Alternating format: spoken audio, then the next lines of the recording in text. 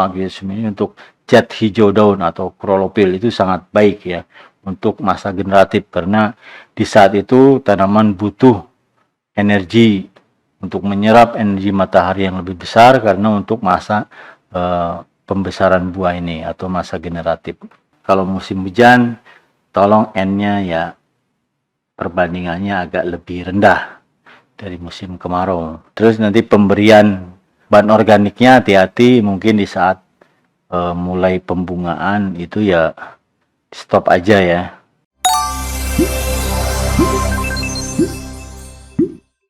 Sahabat Mutiara, jumpa lagi.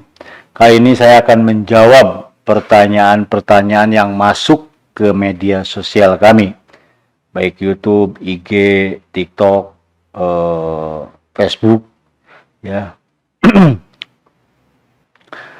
Oke, yang pertama dari Wawan Espiana.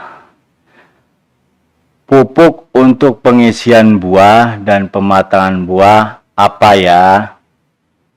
Saya tadi menyimaknya yang pematangan buah adalah subur kali. Oke. Untuk pengisian dan pematangan buah itu kita lihat kalau pupuk formulanya ya. Jadi kalau bentuk NPK usahakan jenengan itu pilih formula yang kaliumnya tinggi, NPK kan, NPK. Nah itu kaliumnya yang tinggi ya, dan usahakan N-nya yang lebih rendah dari kalium. Jangan pilih yang misalnya 20 10 10. Nah itu kurang pas ya.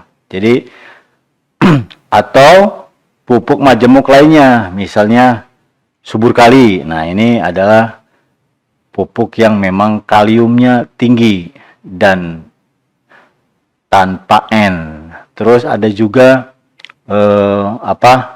Merauke SOP. Nah ini juga untuk pengisian dan pematangan buah. Jadi usahakan kaliumnya yang tinggi. Oke, yang kedua ini pertanyaan dari Sarif Abdul Manan ya. Ini anggur Jupiter saya kok asam. Apa yang kurang ya? Padahal anggur Jupiter saya sudah kehitaman. Tapi kok asam ya? Kecut berarti ya. Apa yang salah pemupukan? Oke. Nanti kalau dari segi pemupukan ya, terkecuali ada faktor lain saya kurang tahu.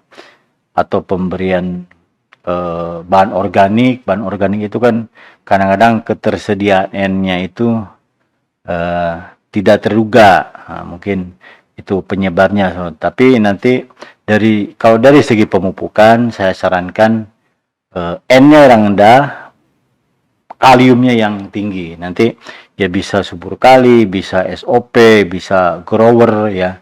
Itu banyak macam kalau pupuk dengan kalium tinggi. Dan terus nanti pemberian bahan organiknya hati-hati, mungkin di saat mulai pembungaan itu ya stop aja ya, karena takutnya N yang dari bahan organik itu muncul di saat memang pematangan atau pembesaran buah.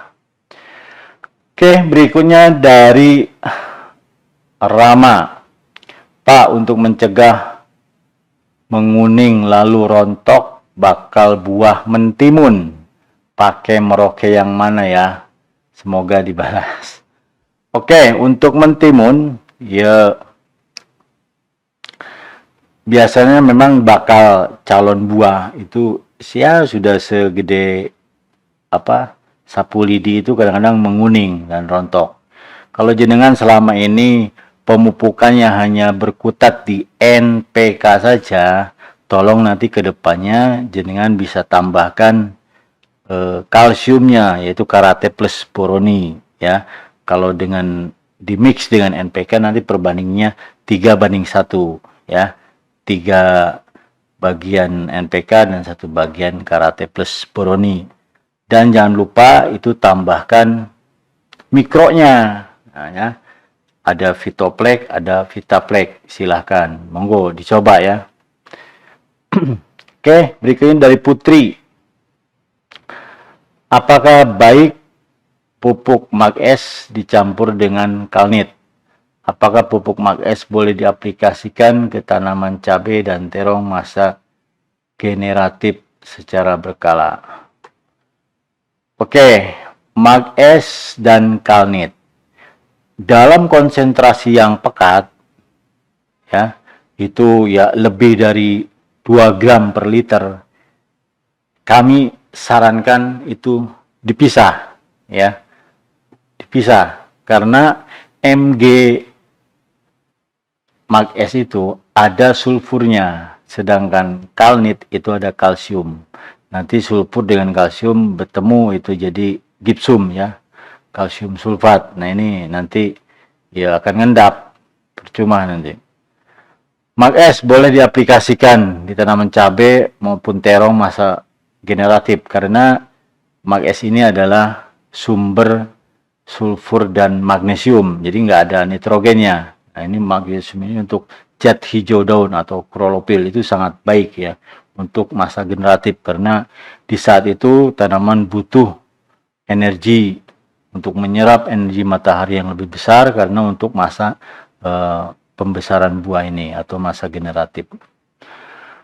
Oke, yang berikutnya, apakah pupuk NPK, Mag-S, dan pupuk cantik bisa dicampur jadi larutan pekatan? Oke, kalau NPK dengan Mag-S itu no problem ya, nggak ada masalah. Cuma dengan pupuk cantik saya nggak tahu karena ini bukan produk saya, kandungannya apa ya, jenengan harus lihat dulu kemasannya ya, karena ya ini bukan produk saya, maaf ya. Jadi kalau NPK dengan Mag-S itu nggak masalah ya. Nanti untuk cantiknya jangan lihat ya, lihat apakah ada CA-nya atau tidak. Nah ini nanti kalau dengan sulfur dalam bentuk pekatan kan bisa ngendap. Oke, selanjutnya dari Happy Kid. Pupuk dasar untuk tanaman cabai rawit merah dari produk Merauke untuk musim hujan dan musim kemarau, rekomendasi pakai apa, Pak? Oke, ini pupuk dasar banyak ya.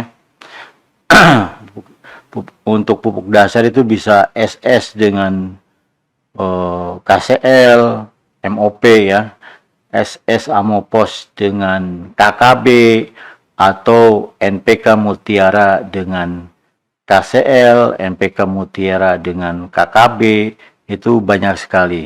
Nah untuk musim hujan ya mungkin N-nya cari yang lebih rendah, misalnya SS dengan KCL, itu boleh ya. Nanti jangan dipadukan misalnya SS NPK Mutiara dengan KCL. Nah ini itu kalau musim kemarau boleh, tapi kalau musim hujan pilih salah satu aja, SS dengan KCL atau NPK Mutiara dengan KCL atau KKB ya, barangkali plus boron ya, seperti itu. Atau orang biasanya ada kawinan istilahnya, yaitu ada ZA fosfat dengan MOP, itu boleh juga, cuma saya sarankan ZA-nya lebih sedikit ya dibandingkan Merauke fosfat dengan KCL atau KKB-nya. Jadi seperti itu. Pokoknya kalau musim hujan tolong N-nya ya perbandingannya agak lebih rendah dari musim kemarau. Oke, mungkin itu pertanyaan-pertanyaan yang masuk ke media sosial kami, mudah-mudahan terjawab semua ya. Kalau memang kurang puas nanti jenengan bisa gabung ke grup Telegram kita, ada komunitas NPK Mutiara yaitu untuk pertanian konvensional, dan ada grup untuk hidroponik yaitu hidroponik Mutiara. Monggo. Assalamualaikum warahmatullahi wabarakatuh.